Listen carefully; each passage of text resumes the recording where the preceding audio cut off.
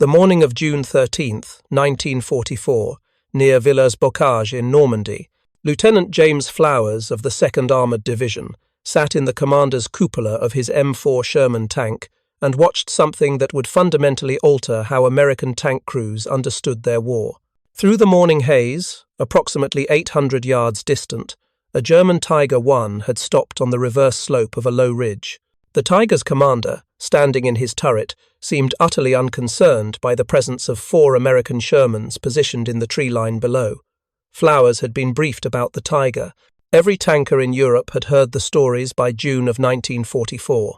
The intelligence summaries described it as a 56-ton monster, mounting an 88mm gun derived from Germany's legendary anti-aircraft cannon. The armour specifications seemed almost fictional. Frontal hull armour of 100mm thickness, turret front of 120mm.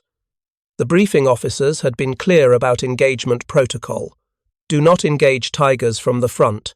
Do not engage at range. Wait for air support or tank destroyers. Maneuver for flank shots only if absolutely necessary. Above all, avoid direct confrontation. Flowers ordered his gunner to traverse the turret toward the Tiger. Through his periscope, he could see the German tank's commander still standing exposed, scanning the terrain with binoculars. The man appeared to be looking past the American position, searching for threats he considered more serious than 4 M4 Shermans. The Tiger's gun remained pointed away, its commander apparently confident that the Americans would not dare engage.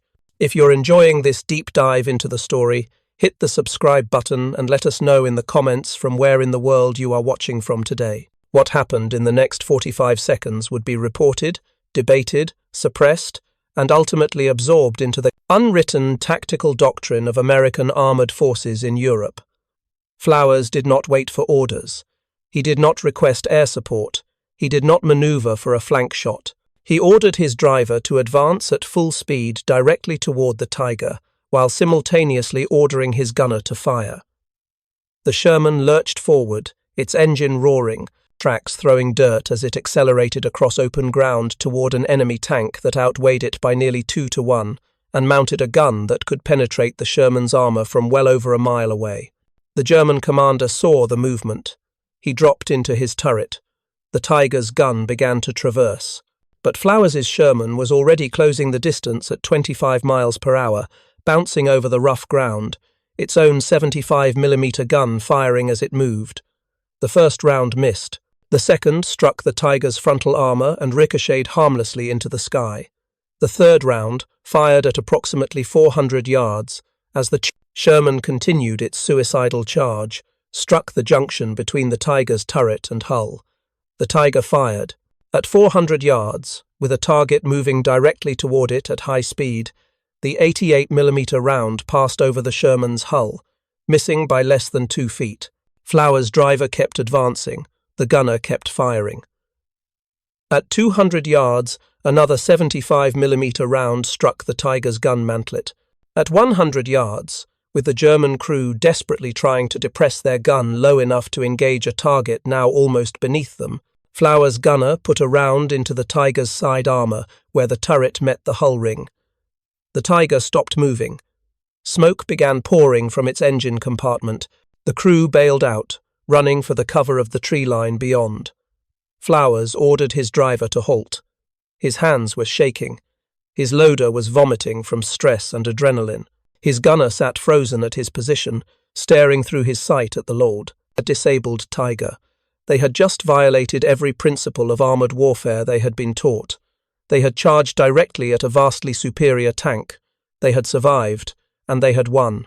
The M4 Sherman that Lieutenant Flowers commanded that morning in Normandy was the product of American industrial and military thinking that had begun years before the United States entered World War II. When the Ordnance Department initiated development of a new medium tank in 1941, the design priorities reflected America's understanding of armoured warfare, based on observations of fighting in Europe and predictions about how American tanks would be employed. The Sherman was designed to be reliable above all else. American military planners understood that tanks would need to be shipped across oceans, maintained by crews with varying levels of technical expertise, and operated far from major repair facilities.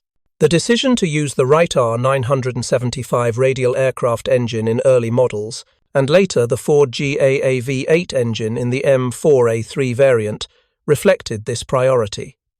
These were proven, reliable power plants that could be produced in quantity and maintained in the field. The armor scheme followed 1941 assumptions about threats. The frontal hull armor measured 51 mm thick, sloped at 56 degrees from vertical. This angle effectively increased protection to approximately 75 mm against armor-piercing shot. The designers calculated this would defeat any tank gun or anti-tank weapon American forces were likely to encounter. German tanks in 1941 mounted guns of 37 mm or 50 mm. The Sherman's armor seemed adequate for the expected threat environment. The 75 mm M3 gun was selected because it offered excellent high-explosive capability for supporting infantry while providing adequate armor penetration against known enemy tanks. At 500 yards, the M61 armor-piercing round could penetrate approximately 70 mm of vertical armor. This was sufficient to defeat any German tank in production when the Sherman was designed. The gun was also identical to the weapon used on American tank destroyers, simplifying ammunition supply and crew training. Weight was carefully controlled at approximately 33 tons for the M4A3 variant. This allowed the Sherman to use existing bridges in Europe, fit on standard tank transporters, and be loaded onto the landing ships that would carry them across the English Channel.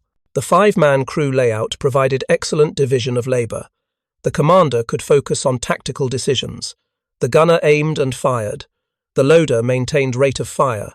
The driver and assistant driver managed vehicle movement and operated the bow machine gun. By 1942 standards, the Sherman was an excellent tank. It was reliable, mobile, well-armed, and produced in extraordinary numbers. The Detroit Tank Arsenal, Fisher Tank Arsenal, and other facilities were producing thousands of Shermans every month. American doctrine envisioned these tanks supporting infantry advances, exploiting breakthroughs, and engaging enemy armor when necessary, but not as their primary mission. Tank destroyers with heavier guns would handle serious armored threats.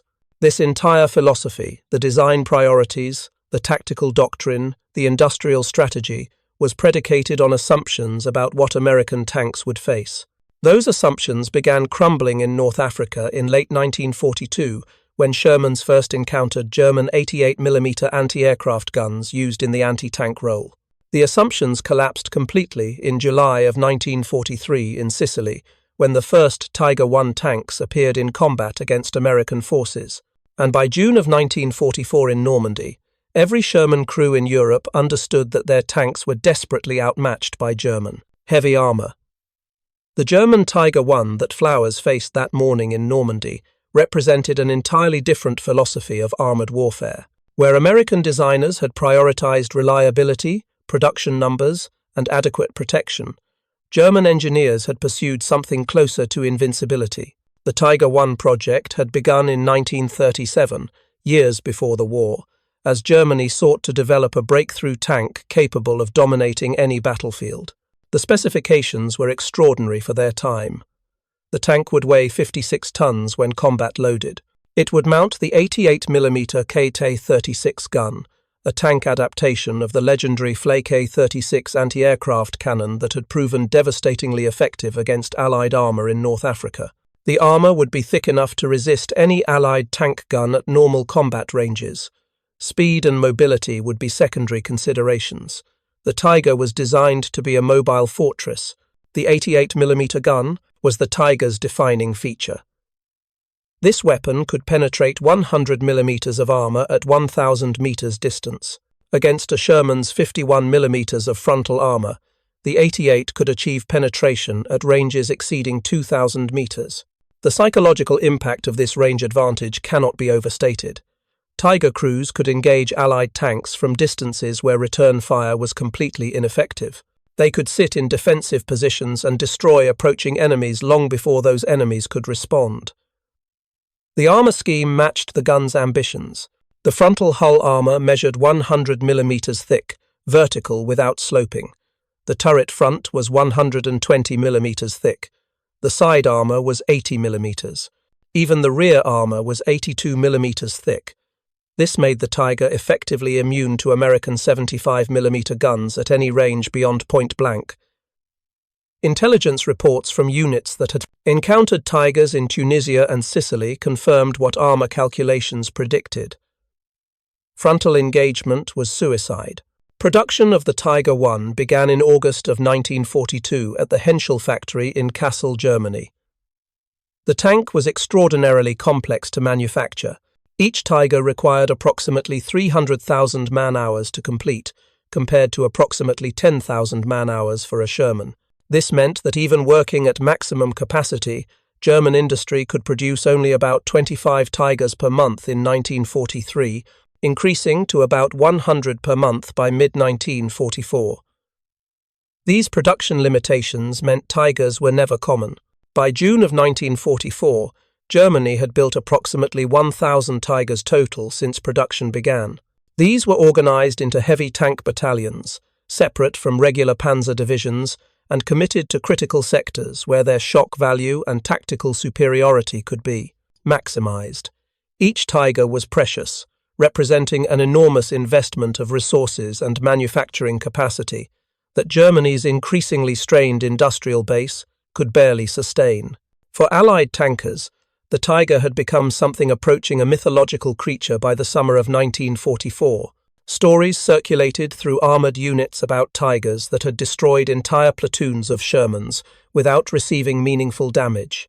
Intelligence officers distributed recognition guides with detailed silhouettes and specifications. Tank crews studied these documents obsessively, memorizing the Tiger's profile, trying to understand how they might survive an encounter with a machine so vastly superior to their own.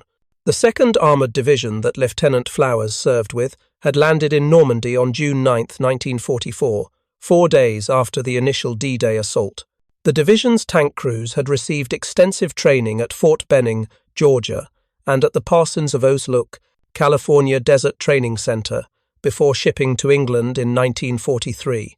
Their instruction followed established doctrine: advance in coordination with infantry, use terrain for cover, engage enemy armor only when advantageous, rely on tank destroyers for heavy anti-tank work.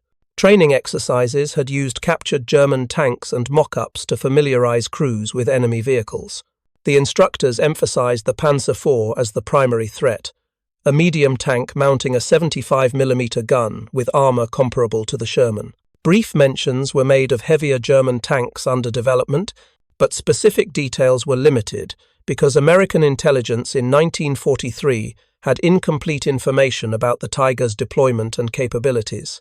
The reality Sherman crews encountered in Normandy bore little resemblance to their training scenarios. Within the first week of combat, multiple units reported encounters with German tanks that seemed almost impossible to damage. After-action reports from June 10th described a Sherman platoon that had engaged what the crew identified as a Tiger at approximately 1,200 yards.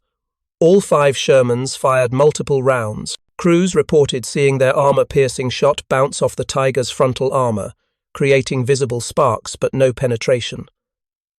The Tiger destroyed 3 Shermans with 4 shots before the survivors withdrew. Range had been estimated at 1,100 to 1,300 yards, well beyond the effective range of the American 75mm gun. On June 11th, Company B of the 66th Armored Regiment encountered 2 Tigers in defensive positions near Carentan. The American company commander, following doctrine, attempted to maneuver for flank shots while his lead platoon provided suppressing fire. The Tigers remained stationary, systematically destroying 6 Shermans in approximately 8 minutes. The company withdrew without achieving a single confirmed, penetrating hit on either German tank. The after-action report noted that crew morale was severely affected, with multiple tank commanders expressing doubt about their ability to effectively engage German heavy armor. By mid-June, a pattern had emerged that contradicted every principle Sherman crews had been taught. Doctrine emphasized maneuver, using the Sherman's superior mobility and reliability to gain tactical advantage. But Tigers typically fought from prepared positions where their range and armor advantages were maximized. Doctrine recommended flank shots against heavily armored targets, but German heavy tank platoons positioned themselves to provide mutual support, making flanking maneuvers extremely difficult without exposing the flanking tank to fire from the second Tiger. The mathematical reality was stark and undeniable. A Tiger could penetrate a Sherman's frontal armor at 2,000 yards. A Sherman could only penetrate a Tiger's frontal armor at ranges under 300 yards, and even then, only with precise hits on specific weak points, the gun mantlet, the turret ring, or the lower frontal plate, where armor was slightly thinner. At the ranges where Tigers typically engaged, Sherman crews could fire as many rounds as they carried and accomplish nothing except revealing their positions. American armored units began reporting equipment inadequacy through official channels. Tank battalion commanders submitted reports requesting heavier guns or additional armor. Crews improvised field modifications, welding spare track links to hulls for additional protection and mounting sandbags on frontal armor. These modifications added weight without providing meaningful protection against 88mm guns, but they offered psychological comfort to crews who felt desperately vulnerable. The Ordnance Department's response was technically correct, but strategically inadequate. They noted that the M4 Sherman was performing as designed. It could defeat German medium tanks. It was reliable and available in large numbers. The M26 Pershing heavy tank was under development, but would not reach combat units until 1945. Tank destroyers like the M10 and M36 were available to handle heavy armor threats. Sherman crews should follow established doctrine and rely on combined arms tactics. This institutional response ignored the psychological reality Sherman crews were experiencing. They were not fighting in the theoretical scenarios that doctrine assumed. They were facing Tigers in the Norman hedgerows, in situations where tank destroyers could not effectively support them, where terrain limited maneuver options, where the choice was often between engaging under terrible conditions or abandoning objectives. Crews began developing their own tactical solutions, born from desperation and necessity, solutions that directly violated the doctrine they had been taught, but offered some possibility of survival against vastly superior enemy armor. The engagement Lieutenant Flowers survived on June 13th was not isolated. It represented a tactical adaptation that was occurring spontaneously across multiple American armored units as crews confronted the inadequacy of standard doctrine. The tactic was simple, terrifying, and completely unauthorized. Close the distance to the Tiger as rapidly as possible, accepting the risk of being destroyed during the approach in exchange for reaching a range where the Sherman's gun might achieve penetration. The logic was brutal, but mathematically sound. At 1,200 yards, a Tiger could engage a Sherman with near certainty of penetration, while the Sherman had virtually no chance of damaging the Tiger. At this range, the Sherman crew was simply waiting to die. At 300 yards, the Sherman still faced enormous disadvantages, but at least the 75mm gun could potentially achieve kills with lucky hits on weak points. At 100 yards or less, even the Tiger's massive armor advantage diminished because the Sherman could target specific vulnerabilities: the turret ring where armor was thinner, the engine deck with only 25mm of protection, the track and suspension components that could immobilize the vehicle. If you find this story engaging, please take a moment to subscribe and enable notifications. It helps us continue producing in-depth content like this. What made this tactic forbidden was not any explicit order against it, but rather that it contradicted every principle of armored warfare that emphasized preserving expensive tanks and trained crews. Charging directly at a Tiger was statistically suicidal. Intelligence estimates suggested that for every Tiger destroyed by frontal assault, American forces might lose 4 to 6 Shermans. By any reasonable cost-benefit analysis, this was an unacceptable exchange rate. But Sherman crews were discovering that following doctrine attempting to maneuver for flank shots or waiting for tank destroyer support often resulted in complete platoon annihilation without inflicting any damage on the Tiger. On June 25, 1944, near Saint-Lô, a Sherman platoon from the 3rd Armored Division encountered a single Tiger in a defensive position covering a crossroads. The American platoon leader, Lieutenant Robert Early, faced the exact scenario that Doctrine addressed. He should have requested tank destroyer support, attempted to bypass the position, or coordinated with infantry to flank the Tiger. Instead, Early ordered his 4 Shermans to advance in line abreast formation at maximum speed while firing continuously. The Tiger destroyed the rightmost Sherman with its first shot at approximately 900 yards. It destroyed the leftmost Sherman with its second shot. Early's tank and 1 other Sherman continued advancing, both firing as they moved. At approximately 400 yards, Early's gunner achieved a hit on the Tiger's gun mantlet. The round did not penetrate, but it struck with sufficient force to jam the Tiger's gun elevation mechanism. The Tiger crew attempted to back out of position to withdraw for repairs. At 200 yards, the surviving American Sherman's gunner put 3 rounds into the Tiger's right side as it turned. The 3rd round penetrated the side armor near the turret ring. The Tiger stopped moving. Smoke began pouring from hatches. Early's after-action report was notably brief. He described the engagement factually, noted the loss of 2 tanks and 6 crew members killed, and confirmed the destruction of 1 Tiger I. He did not explicitly acknowledge that his tactics violated doctrine. His battalion commander, reviewing the report, added a note that the engagement demonstrated initiative and aggressive action, but that such frontal assaults should only be attempted when other options were unavailable. The report worked its way up the chain of command, one of dozens describing similar engagements across Normandy during late June and early July. What these reports collectively revealed was that American tank crews were improvising a tactical doctrine out of necessity. They called it different things: getting inside his range, rushing the bastard, closing to knife-fighting distance. The underlying principle was consistent: negate the Tiger's range advantage by closing distance so rapidly that the German crew had minimal time to fire, then exploit the Sherman's superior rate of fire and crew coordination to achieve multiple hits on vulnerable points before the Tiger could effectively respond. The tactic was not foolproof. Casualty rates remained terrible, but it offered something that following standard doctrine did not: the possibility of victory. Sherman crews who attempted long-range engagements or maneuver warfare against well-positioned Tigers typically lost their entire platoon without destroying the enemy.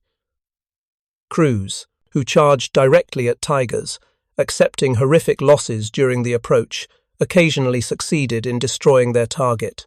From the perspective of a tank commander facing a Tiger, losing half your platoon while destroying the enemy was better than losing your entire platoon while accomplishing nothing. By early July, this tactical adaptation was spreading through informal networks faster than official doctrine could acknowledge it. Tank commanders shared experiences during brief rest periods. Crews compared notes about what worked and what didn't.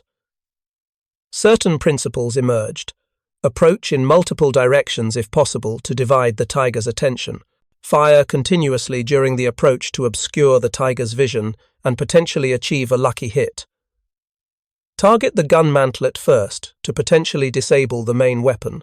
Once within 200 yards, focus fire on the turret ring and side armor.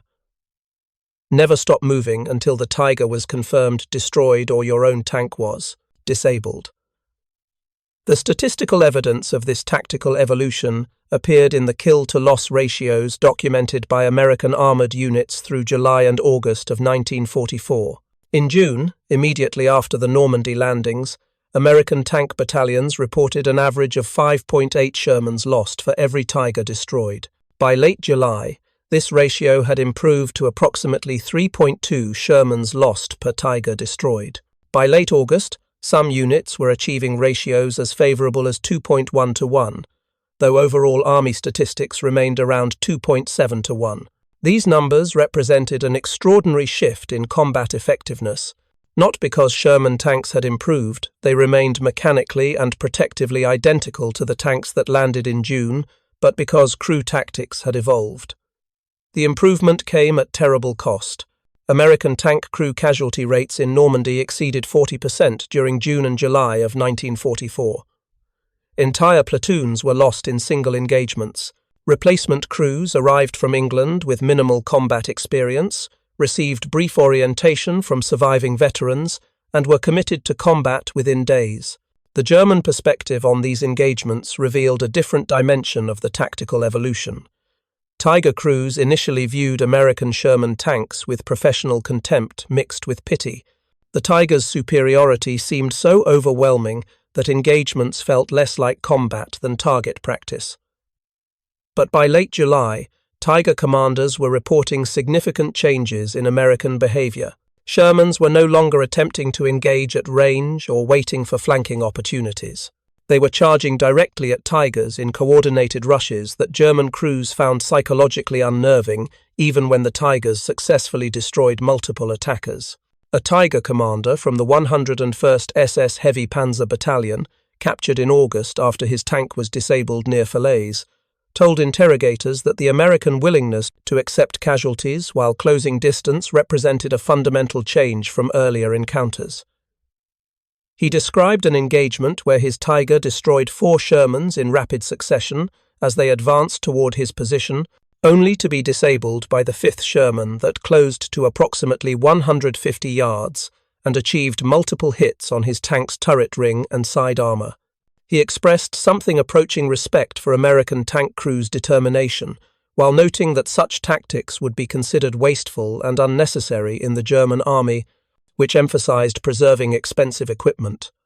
What this German officer failed to understand was that American tactics reflected American industrial reality. The United States was producing over 1,000 Sherman tanks per month by mid-1944. Trained replacement crews were available in Britain, awaiting assignment to combat units. The strategic calculation was simple.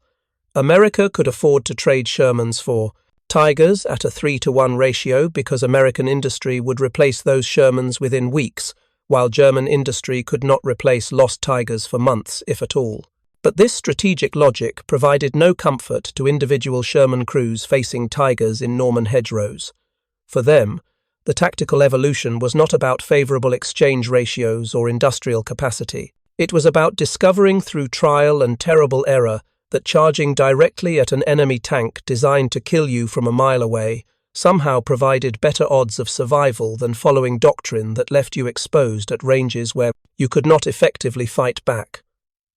The psychological transformation this required cannot be overstated. Every instinct, every principle of self-preservation, every lesson learned in training said to keep distance from heavily armed enemies. The new tactic demanded that crews override these instincts, drive directly toward the source of their fear, and maintain discipline and fire control while watching sister tanks explode around them. Crews who survived multiple engagements described a kind of fatalistic acceptance. They were probably going to die whether they followed doctrine or violated it, so they might as well die while accomplishing something. By August of 1944, senior American commanders were quietly acknowledging this tactical evolution in their reports and planning documents.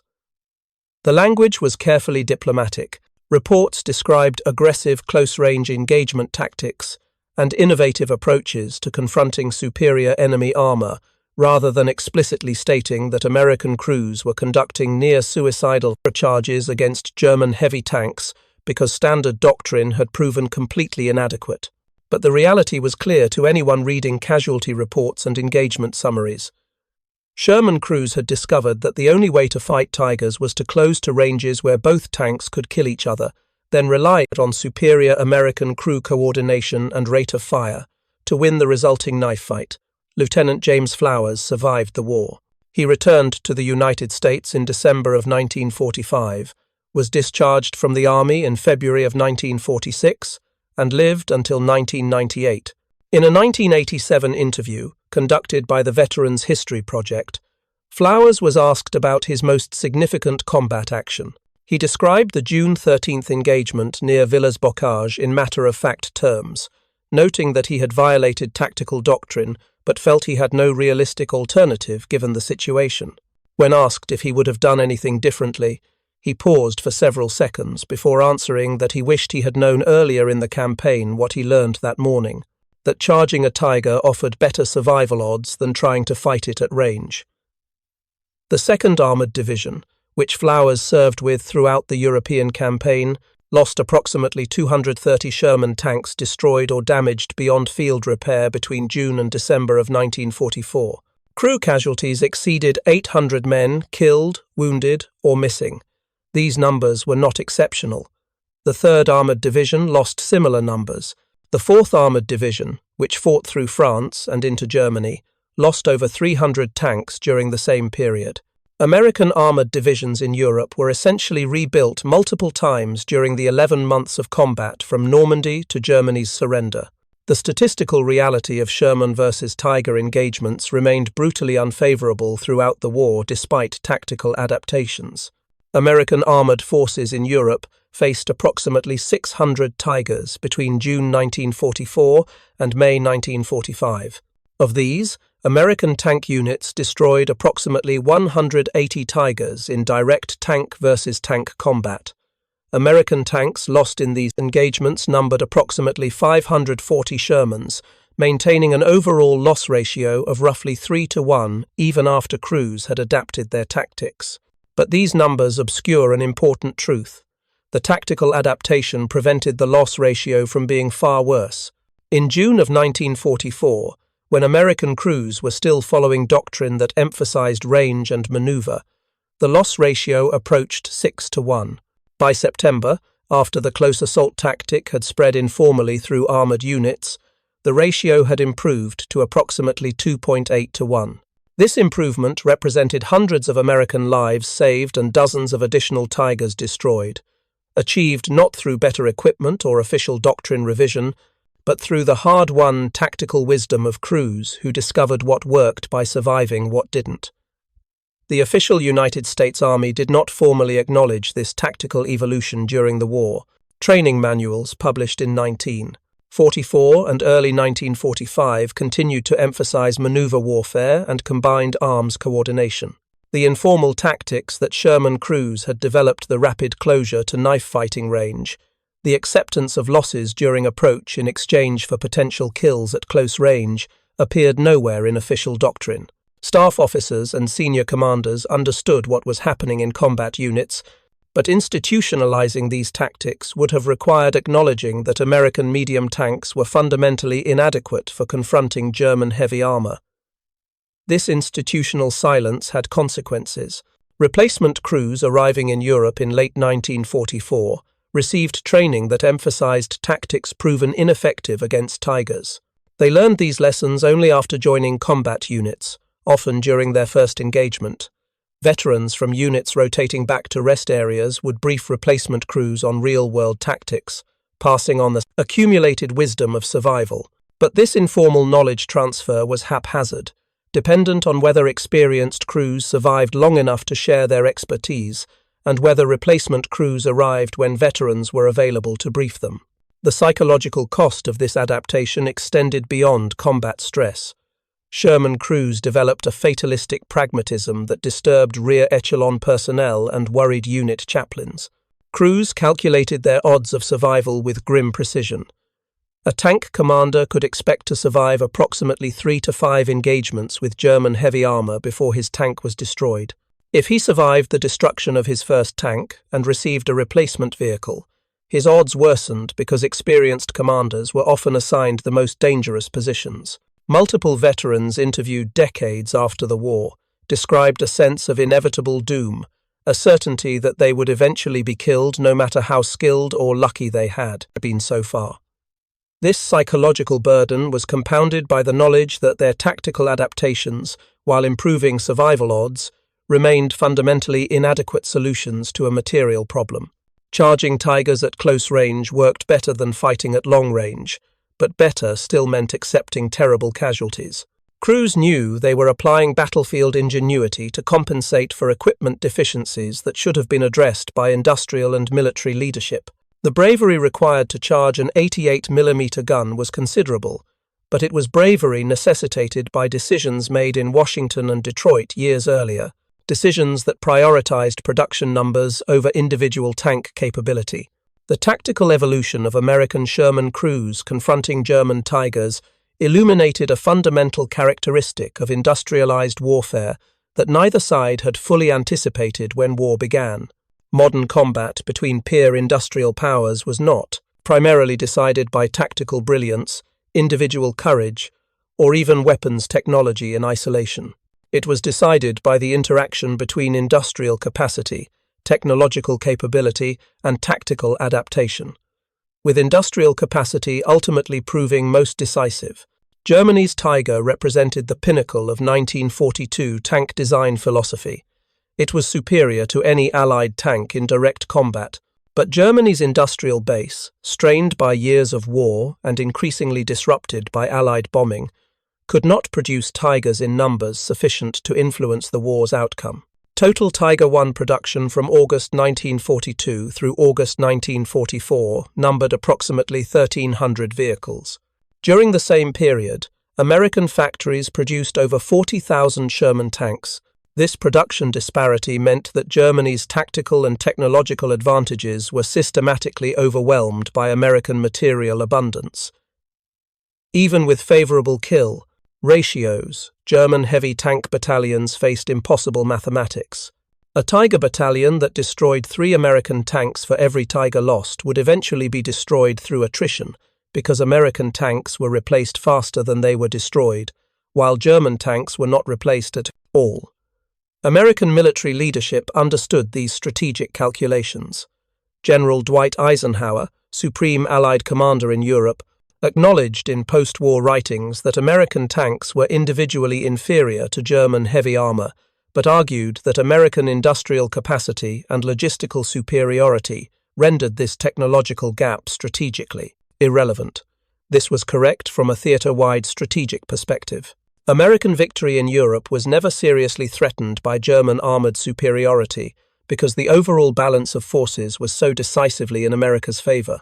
But this strategic truth provided little comfort to individual tank crews who faced Tigers in Normandy, hedgerows, or German villages. For them, the war was not an abstraction of production statistics and strategic calculations. It was the immediate visceral experience of watching their armor-piercing rounds bounce harmlessly off enemy tanks while 88mm shells tore through their friends' Shermans like paper.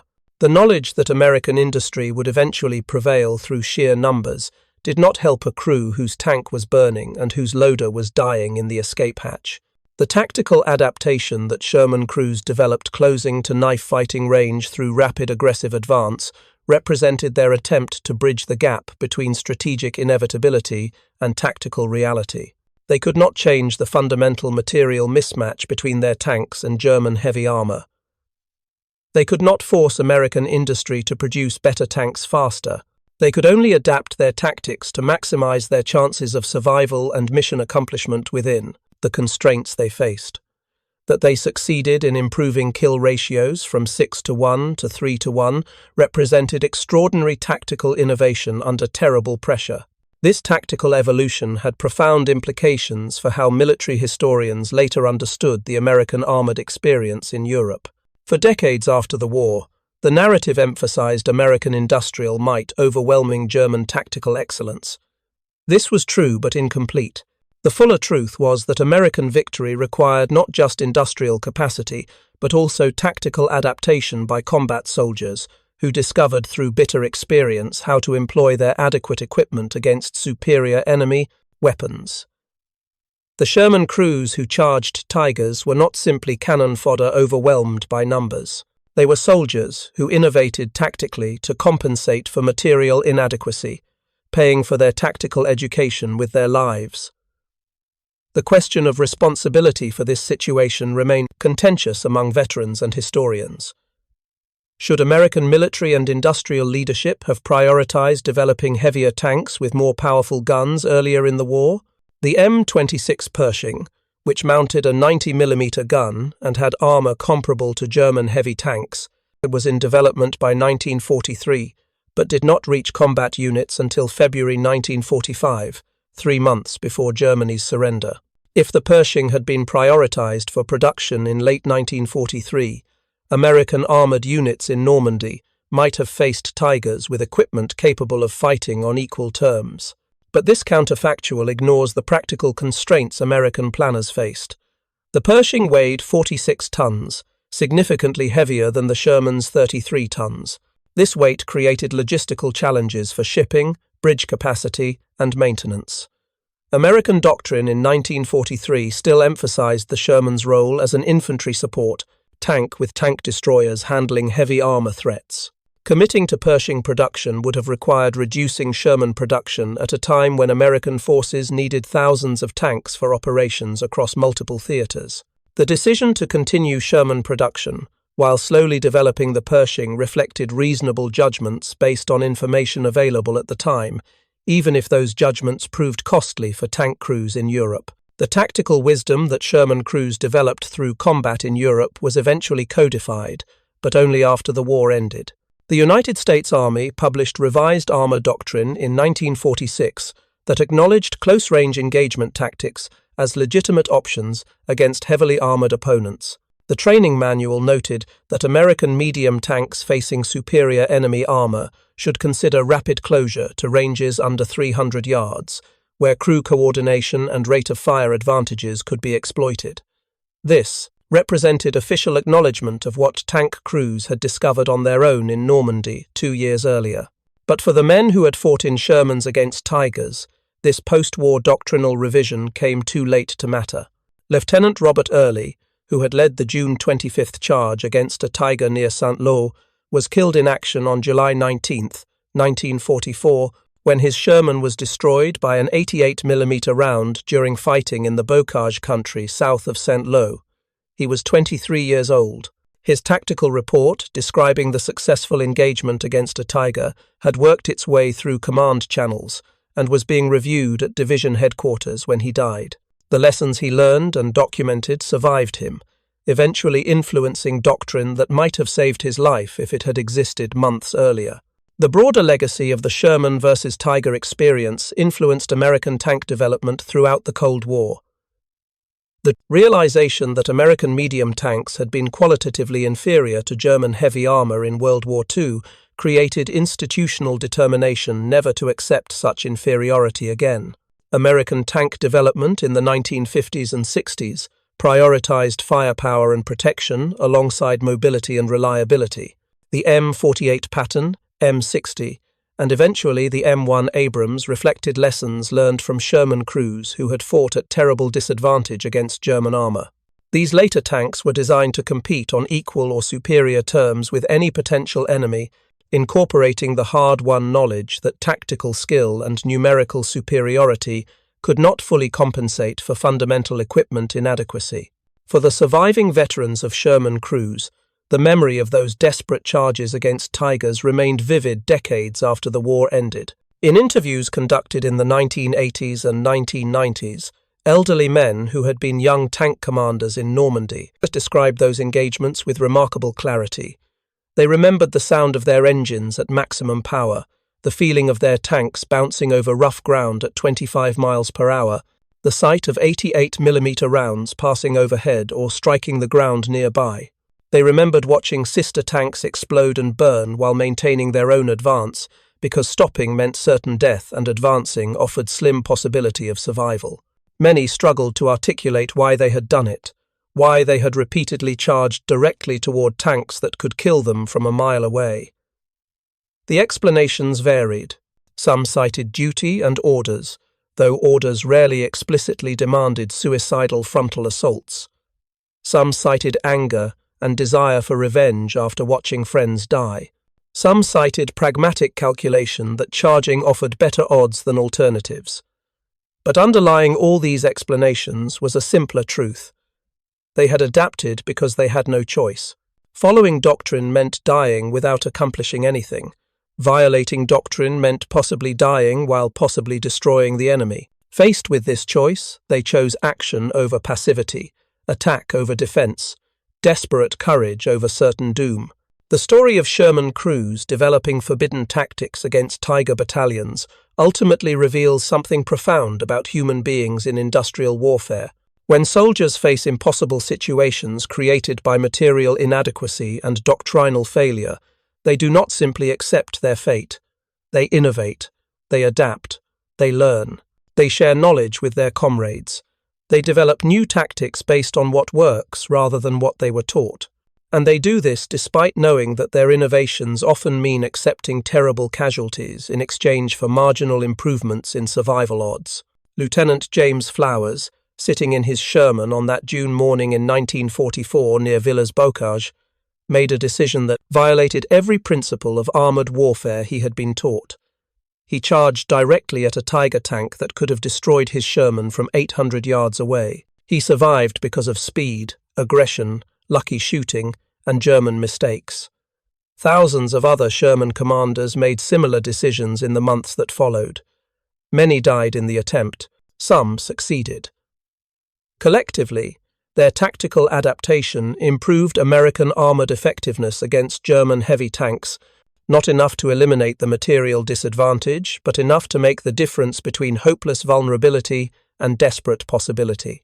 This was the forbidden tactic that crippled Tiger battalions, not a secret weapon or brilliant strategic innovation, but simply the willingness of American tank crews to close to knife-fighting range, where courage and crew coordination could partially compensate for inferior equipment. They paid for this adaptation with their lives, buying tactical knowledge with blood, learning lessons that should have been addressed by better tank design years earlier. Their story deserves remembering not as a celebration of American industrial might overwhelming German tactical excellence, but as testimony to the human capacity for adaptation under impossible circumstances and the terrible cost of that adaptation. Thank you for watching. For more detailed historical breakdowns, check out the other videos on your screen now, and don't forget to subscribe.